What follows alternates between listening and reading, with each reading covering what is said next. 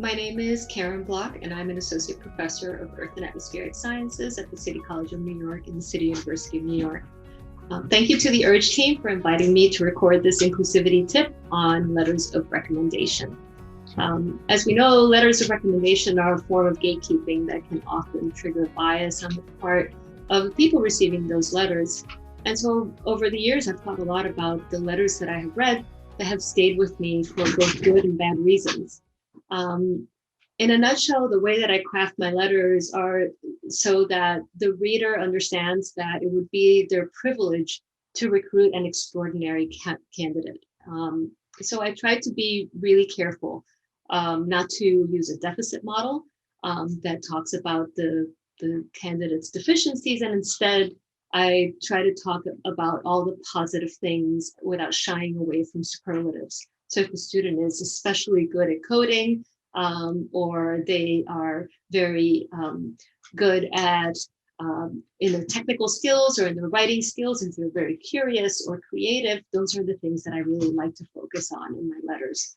I would say that if you are not sure that the language that you're using could potentially be hedging or potentially introducing bias, that there are resources out there, such as a sheet on avoiding gender and racial bias crafted by Dr. Esmera Asafal-Berhe and Dr. Sora Kim at UC Merced. And also the article in Nature Geosciences by Kuheri Dut on gender biases. When crafting letters of recommendation, it's really important to also not highlight where the student might be disadvantaged. In my institution, about 60% of students at City College are low income, possibly more.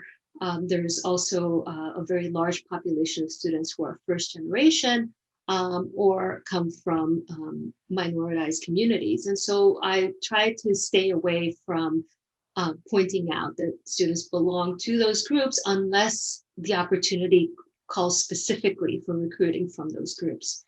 In the cases where some students work 20 to 40 hours a week, in which that may impact the student's GPA, I try to mention that only in the sense that it's a superpower, that a student can accomplish so much despite the fact that they have such extreme pressures with regard to work.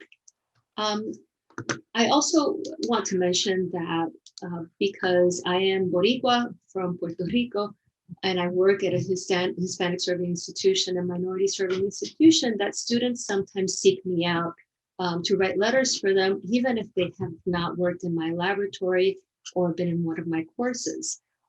And so there are times when I have to say no. I would rather say no to a student than write a weak letter.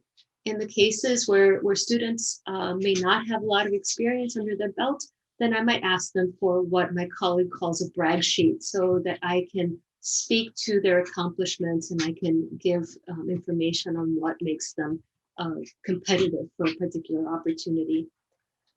Some final thoughts that I have on letters. I would say consider sharing the letter with the candidate.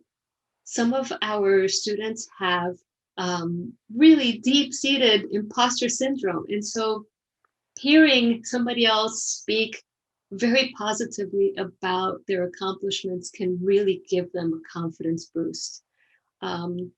Lastly, as my parting thought, I would say that I measure my success by the accomplishments of my students and my mentees.